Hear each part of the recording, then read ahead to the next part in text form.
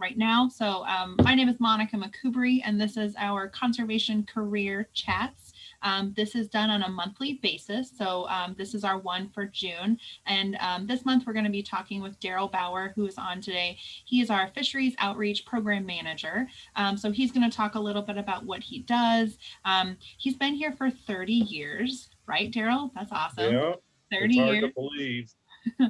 30 years at Game and Parks. And so he's going to talk to us a little bit about how he got where he is. He definitely did not start in this position, as many of us here at Game and Parks do not start at the top. We work our way up. And so he'll talk a little bit about what he does, how he got started, what he does now. I'm not sure if he has any photos or any cool things, but he definitely has stories to share as well. So please feel free to ask questions. Like he said, interrupt us, take yourself off mute, put them in the chat, whatever works for you, and we'll get them answered. So we will do another one of these next month. Next month, I believe we're talking, I got to figure out who we're talking with next week or next month, but I'll go ahead and let Daryl kind of take the show here. Please, again, feel free to ask questions. We're a small group and very informal today. So Yes, very informal. So don't be afraid to interrupt at all. Um, yeah, I guess, where do you start? We start at the beginning. And as Monica's already mentioned, most of us, when we get into the conservation field, we'll start in some type of a field position. Is typical. So that's what I did.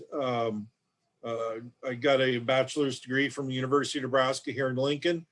That was in a natural resources major with an emphasis on fish and wildlife management. And of course, I majored in the fish management side of things. I knew that's what I wanted, the area I wanted to specialize in from the very beginning.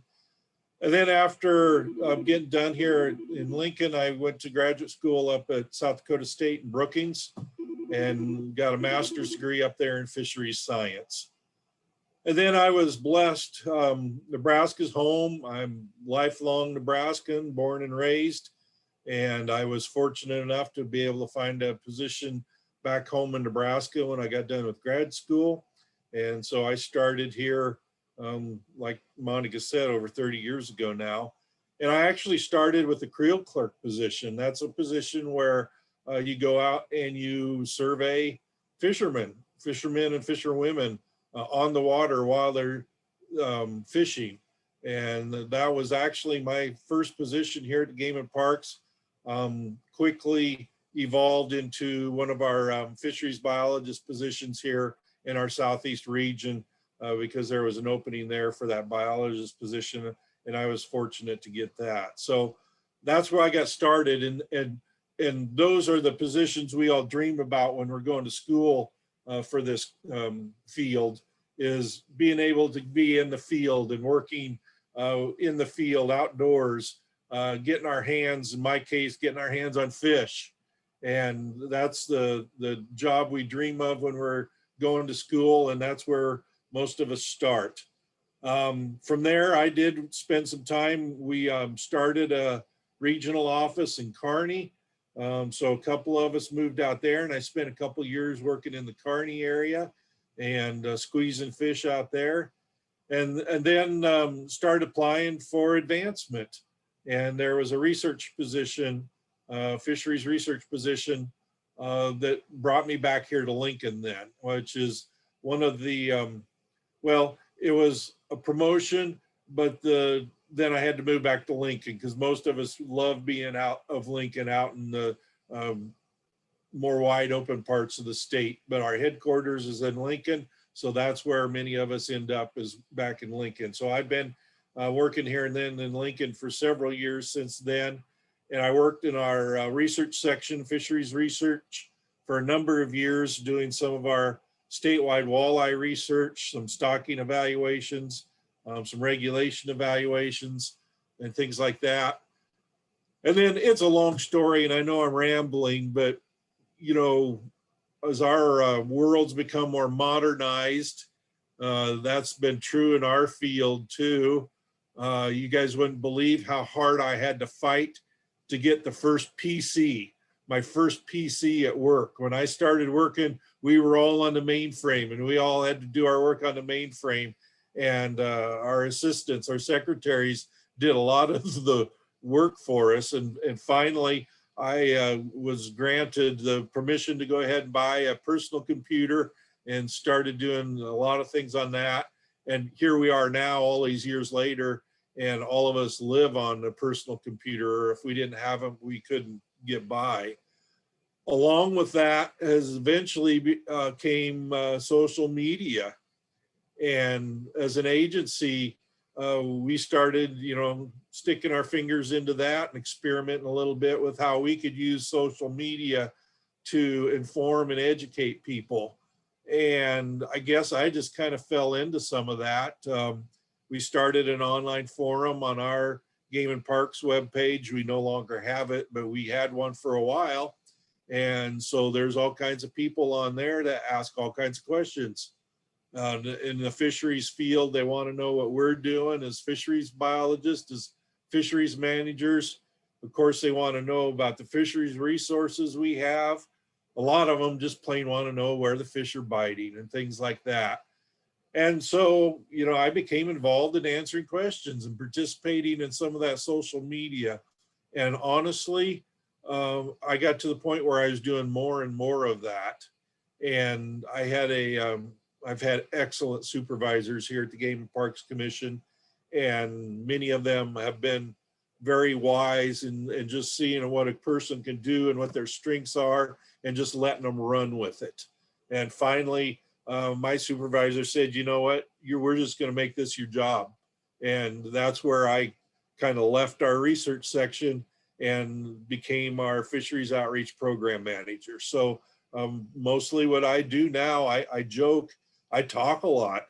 I tell people about what we're doing at Game and Parks Fisheries Division. Tell people about our fisheries resources around the state. I love to brag up the fishing Nebraska has, and that is part of my job, to promote that. And then, of course, just answer a lot of questions. People want to know, how, this lake's doing. What's the water level like out here? Are the boat ramps fixed? And just all kinds of questions like that. And then, like I said, where the fish are biting, how can I catch them, and things like that too. So what I end up doing now is a lot of communication, a lot of writing, a lot of speaking.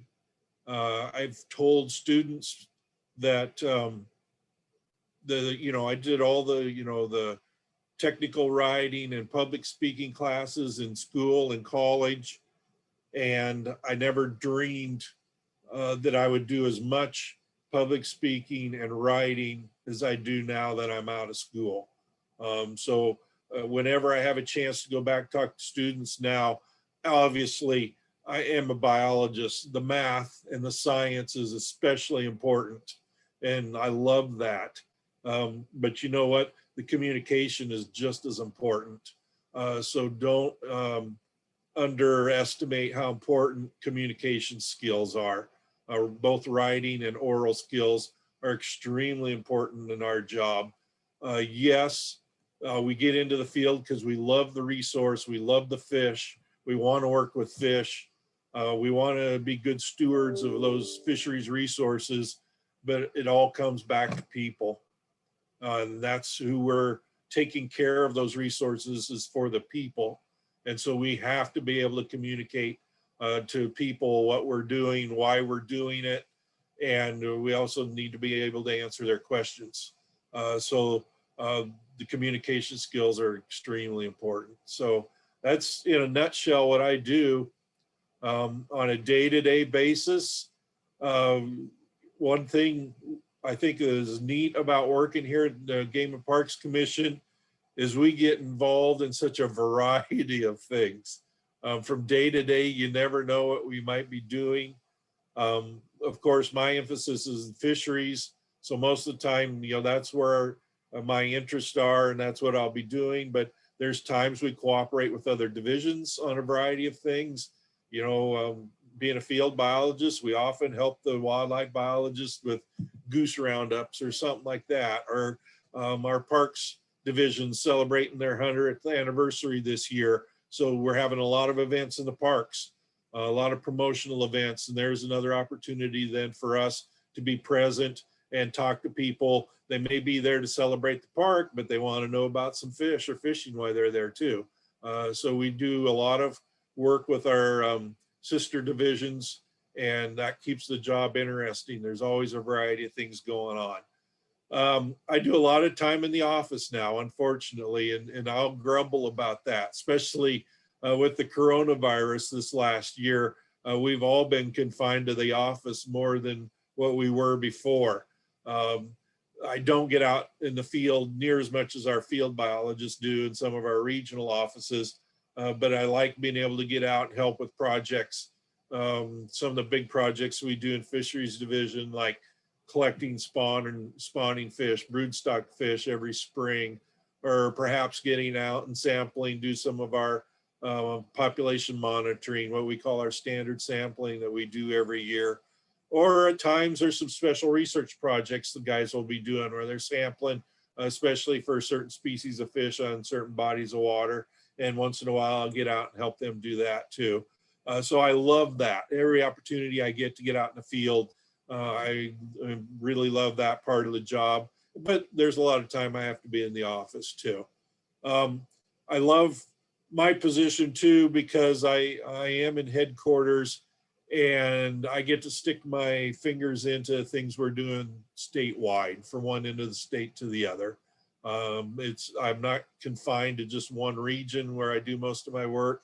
And I try and keep tabs on what the guys are doing in all the regions in the state, just because I may be asked questions about, how's the trout fishing out in the Pine Ridge, or, we're doing some stream rehabilitation projects in north central Nebraska. Can you tell us about that? So I like to be able to keep tabs on what our field guys are doing, just so I have some background knowledge and can give some intelligent answers when people are asking questions about that. So those chances to get out in the field are obviously still what we love about the job, but I understand there's a lot of time I have to be in the office too. And from day to day, spend a lot of time answering emails and answering the phone. Questions, like I said, I can ramble, and sometimes you may just have to interrupt me. Someone asked in the chat, for high school students, what can they do now to kind of prepare them for something like that would be something like your job or something in this conservation world? Sure. Yeah. And I did, and maybe I was the exception. I knew way back in junior high, this was a field I wanted to go into. So I kind of had my sights set on this clear back then. And in high school, there's not a lot of opportunities, but we do have some summer job opportunities a person can get involved in just to get some experience. And, for me, I emphasize the fish part, the fisheries part, but I would tell you any of our job opportunities in game and parks would be a good way to get your foot in the door and get some experience. Yes, the education's important and the classwork's important, but some experience is very important too. So any experience you can get, something else I did, and I would recommend is a good idea. Find some of those people that are doing the kind of careers that you may be interested in and talk to them, at least talk to them. We'll all have some time to talk to you. And then if you can do some job shadowing or something like that, or find out if there's some volunteer opportunities, maybe they need an extra hand doing some particular project in fisheries. It may be a fish attractor project. We could use an extra hand tying brush piles together and sinking them in the lake. Or if you live next or close to one of our fish hatcheries, they might need an extra hand around there, maybe just unloading a feed truck or cleaning up around the hatchery. But any of those opportunities to just make contact with the people that are in the field and get some experience doing some work that you think you might be interested in is a great way to, like I said, get some experience and get your foot in the door and that'll help you out big time down the road. Don't think that it has to be a 40-hour per week position or anything like that. It may be just the little opportunities that you have time for to volunteer and help out on some projects. I'm gonna second that. I am a biology, I majored in biology, I graduated college, but now I work at a furniture store. But because I didn't have somebody to tell me that, experience kind of means more than the degree. Nobody told me that in college. So I'm lucky now that I have a job that allows me to be able to go out and do these volunteer things. And that's where I say I renew my biology card when I do these things. So I'm Yeah. gonna second what he says, and any kind of experience. When I first got to college, I found out who the ichthyology teacher is. That's the freshwater fish teacher. And he had a class right before mine. And I went right up to him and said, "Hi, I'm Diana. I'm going to be taking your class next year. I just want you to know if you have any opportunities, give me an email." And he was super excited about that. So, but yeah, start in high school, because then you'll get your foot in the door. And I can tell you from being on the other side that we take notice of those things. The kids that show up and show some initiative and some passion, they make an impression on you. You remember that. And then when, later on, when there's jobs open and you're doing interviews, the experience helps. And we remember people like that. And you know something about them, and that makes them, better candidates. Absolutely. But life takes us very funny places sometimes too. Sometimes you just got to do what you got to do, and then fit in some experience when you can.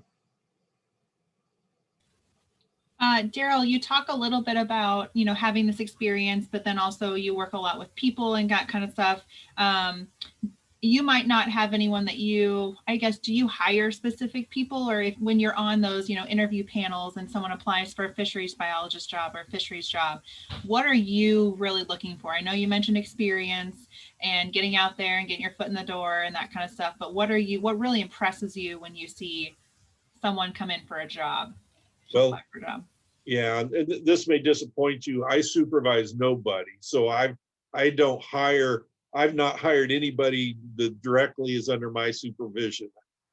So I've not made any of those decisions specifically for people that are working for me. I have sat in on several interview panels, though, for a variety of biologist jobs and other positions we have around here. Yeah, the things, obviously the experience always stands out. It shows an interest. Like I said, I think I mentioned it already. It shows a passion. I always tell people, none of us are in this field because we're going to get rich. We're all in it because it's our passion. We care about those resources. We love them. That's the truth. And so it's our life's passion, and that's why we love working in these positions. We're not getting rich doing it, but it's the best job in the world. And so I like seeing that in a candidate, and that's demonstrated by some experience they've had. And like I said, I know in some cases you may not be able to get a summer job or get great experience in the field, but at least I like seeing that there's been an effort there, and it could, like I said, could be something related, not exactly, but there's an effort and an interest shown. Some experience in the communication. I know if you're just coming out of school, there may not be a lot of that, but if you have some opportunity to put that to practice in some way, getting up in front of people and giving programs, or writing, maybe you're writing some newspaper articles or magazine stories in some way. Maybe you've had an opportunity to write some technical articles in your college career. That's excellent experience as well. And then I'll tell you something that I look for. most of us get into this field, like I said, because we love it. We love being in the outdoors. So I want to see that too. What's your passion?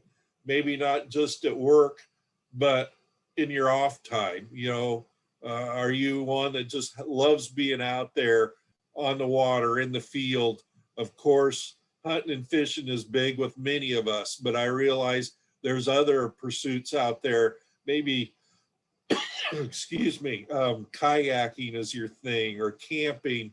I'm looking for that too, because again, that illustrates or demonstrates a passion for the outdoors and the resources, and somebody that truly loves what they're doing, and therefore is going to be the kind of person that loves the job too. And you know what, gives 110% for it. Your field that we kind of talked about here, is it a common career in other like state agencies or state wildlife or conservation agencies? Or I know you kind of said that let's just make this your job. Your supervisor said that, but is this a common position for other places, or just because that kind of unique to Nebraska? The communication thing, or what? Well, just like, yeah, like that fisheries the outreach, is that like a single career, or is it more like a biologist kind of take on this role in addition to their other duties? It's more the biologists take on the role in addition to their other duties. I'm not going to tell you that we're unique or the first, but I don't know of a lot of other states that have a position exactly like what I'm doing. Like I said, I had a supervisor that finally said, well, let's just make it your job title, and that's who you are and what you do. But the social media thing, the communication thing is very important for all the state and federal fish and wildlife agencies now. So I would tell you almost all of us are doing it, at least in some part, although I don't know of many who are fully dedicated to it like they made me. Do you have was it hard for you to learn the social media stuff? Because I mean, you've been here 30 years. I mean, I'm not saying you're old by any means, Daryl. No, go ahead, was it a challenge to learn those new kind of technical things? I know you also you kind of started a blog as well. I don't know how long ago or how long you've been doing it, but between like social media, blogs, I know you do Facebook Live videos.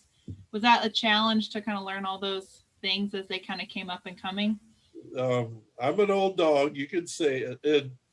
It was a bit of a challenge, but I think I told you, well, again, I can ramble and tell stories, even back to graduate school. When I was in graduate school, we literally had like 3 or 4 PCs that all of us grad students could use, in a computer lab. So I kind of been on the leading edge of that technology as it's advanced. And that tells you how old I am. And then here at the Game Commission, I've kind of been on the leading edge of it too. So I'm not like, some of our newer employees that come in and they've been doing this kind of thing all their life. But I kind of had to learn it as we went along. And I don't know, that's been over a period of years. So I can't tell you that, oh, it was a terrible struggle. It was just something we had to learn to do. We had to pick up and evolve and adapt and learn new things as the technology is advanced. So I'm not going to tell you I'm any kind of a computer whiz by any means, but it's just something that I've had to learn as I go along.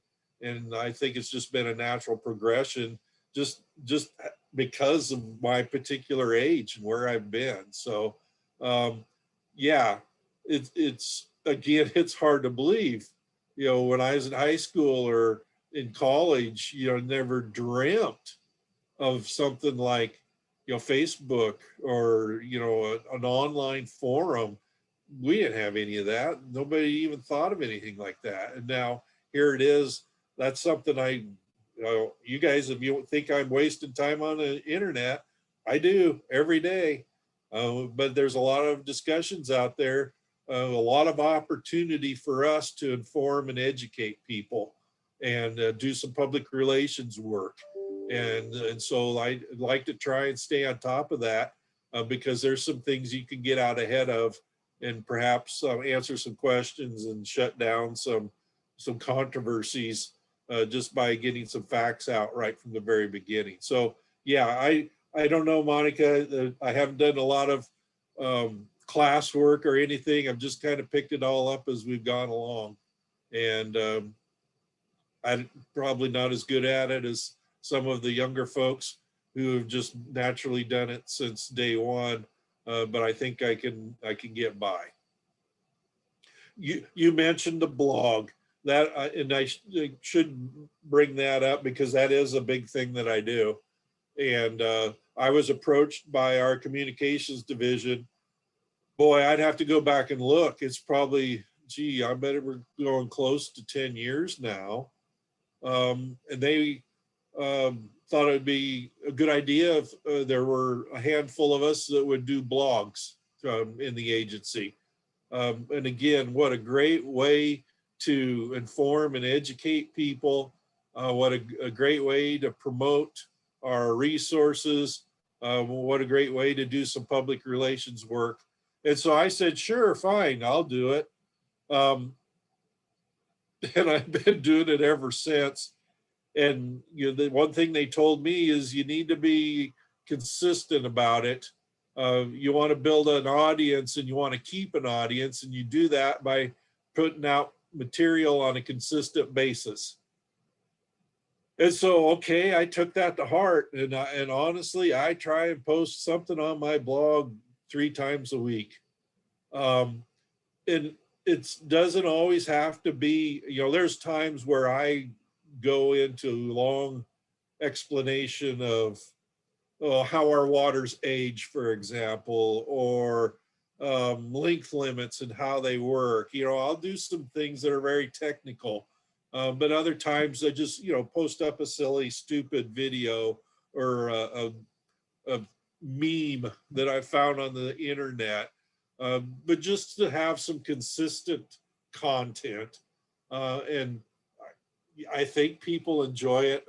There's a lot of people that tell me they're reading it, which is, I can't believe it. I mean, that's humbling to think there's people out there that are actually reading that stuff and regularly reading it. So, and then, I put out a lot of news items too. I'm always looking for what we're doing in fisheries, maybe some things that aren't well known, but then I can, take a few pictures, put a few paragraphs together, put it in a blog, and let people know what we're doing. So yeah, that's another thing that I do. It takes some time every week. Some days more time than others, but I put that out, and I'm telling people, if you want to know what's going on fishing in Nebraska, follow my blog, because I'm almost always talking about the fish and the fisheries in Nebraska in there. So Do you do anything? I know they're regularly forgotten by the non-fisher people, but do you ever do anything with the smaller fish of Nebraska, like the minnows and stuff like that? yeah, I'm glad you brought that up. And obviously, you guys know, anglers, we're looking for big fish and we get excited about sport fish. But I'm always telling people what a great diversity of fish and wildlife we have in Nebraska.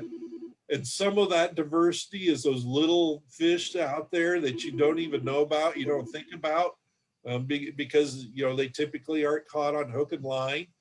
But there's this new little pursuit that has kind of captured the imagination of some people. They call it microfishing. And it is literally fishing for minnows using, hooks that are so small you can barely see them.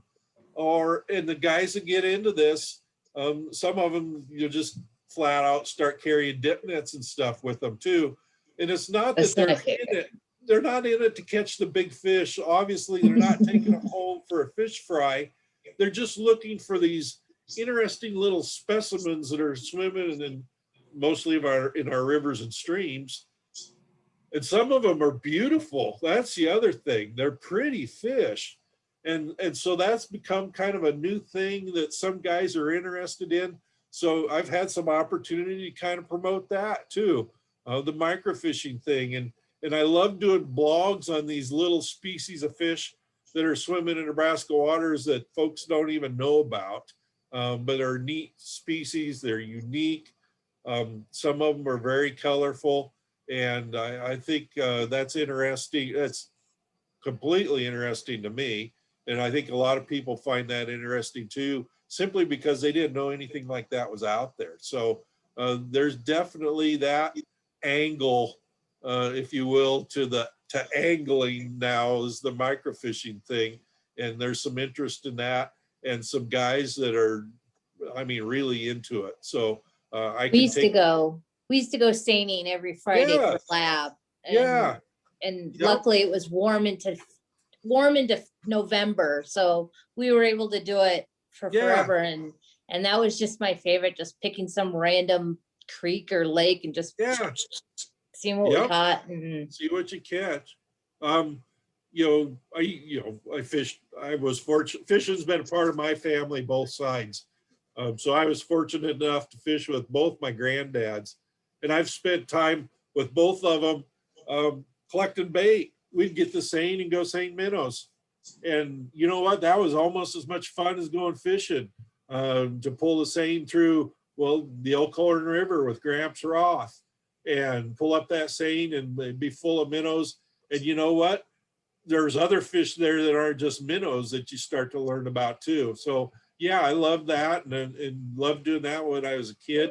Still love that. And I'm thrilled to see that there's some folks that are interested in that and doing the microfishing thing, or even taking some seines and dip nets out themselves just to see what they catch.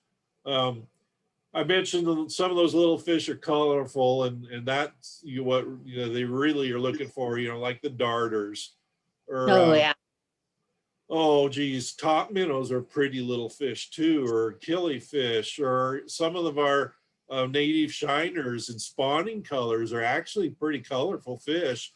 Red shiners and spawning colors are pretty blue and red fins, and so yeah, there's that interest out there, and I can kind of play off of that and tell folks about that, and again, help people build a appreciation for those resources that way. And just to reiterate, like how different of an audience sometimes Daryl's writing for, like you mentioned, he was talking about like public people, so adults, but he has written articles for what we call Trail Tales, which is, if you're familiar with Nebraska Land magazine, this is kind of the fourth grade version of Nebraska Land. So he does a large range of audiences when he writes. So he knows his stuff well enough to talk to an adult about it, but also put it in the terms of a fourth grader so that they can understand it as well. So Those are communication skills. Know your audience. yep, exactly. You got to know your audience. Yep. A lot Um, of what I do is focused on the folks that are already fishing, the guys that know something about it. That is a lot of my focus. But as Monica said, there's opportunities then to get involved with our youth fishing program, or to help her with a story and Trail Tales. So yeah, I get to do some of that too. well, Daryl, is there anything that you kind of want to reiterate or talk about as far as maybe advice, or anything that you'd kind of like to just wrap up, or last minute things that you wanted to share with everybody? Well, the other thing I tell people about our field is there's not a ton of jobs. Okay, it's not a huge field. Um, but if you got the passion for it, you love it, you can find a job someplace. Keep your options open. When I was finishing up grad school, I figured I'm going wherever I need to go to get a job, get an entry-level job, and get started. I mentioned to you that I was blessed to find a position back home in Nebraska, but I was fully prepared to take a position in South Dakota or another state, wherever I could find something. And that truly is how most of us get started, is we'll find an entry level creel clerk or technician or field biologist job wherever we can. And then once you get that first position, then you can, start looking around if you want to try and get back home or have a special position someplace that you'd like to have, that then you can start pursuing those opportunities. But to get started in the field, you pretty much figure you're going to start wherever you can. And then, like I said, we're in it because we love it. And so if you love it that much, you'll keep after it, and eventually you'll find something. And, then before you know it, it's 30 years later and you can't believe you've been doing it for as long as you have. Awesome. Well, if anyone has any other questions, please feel free to type them in the chat or unmute yourself and ask Daryl. Otherwise, we will have another one of these coming up in July. The next date will be July 21st, I think. And this one is going to be with Julie Geiser, who is what's called a public information officer. She writes for Nebraska Land. She's a photographer. She does a lot of hunting, fishing, kind of like what Daryl does, public engagement and outreach as well. So a plethora of things that she does for her job. So July 21st, same time, 10 a.m. to 11 a.m. Central Standard Time. But if there's anything else, Daryl, that you'd like to share, otherwise we will have recorded this so you can share it with a friend, rewatch it, share it with somebody else. It will be probably give us 24 hours and it'll be up on our YouTube channel. So. And if you I just want to say thank you, Daryl. Like, sure. You did. I'm jealous of your job. Very jealous of your job, but I appreciate you taking the time to come in and talk to us and tell stories and whatnot. Sure. It's easy to talk about something you love. Yeah. That's the other thing I've learned. You talk about the communication skills. Well, if you love it, it's pretty easy to talk about it, to write about it. I'll tell you guys this, if you got other questions or anything I can help you with, like you said, available. Daryl.Bauer@nebraska.gov is my email. And if I can help you with something, don't be afraid to ask. Awesome. Well, thanks everyone for joining us. We appreciate it. And thank you, Daryl. This was good. It was a nice switch. Last time we had a public relations person. So this was a nice switch this month. So thank you. You'll love Julie next month too. She's very good. Yes, she is. Awesome. Well, thanks everyone. Thanks for joining us and hopefully we'll see you next time. Stay cool. Yes. Thanks, Daryl. You bet.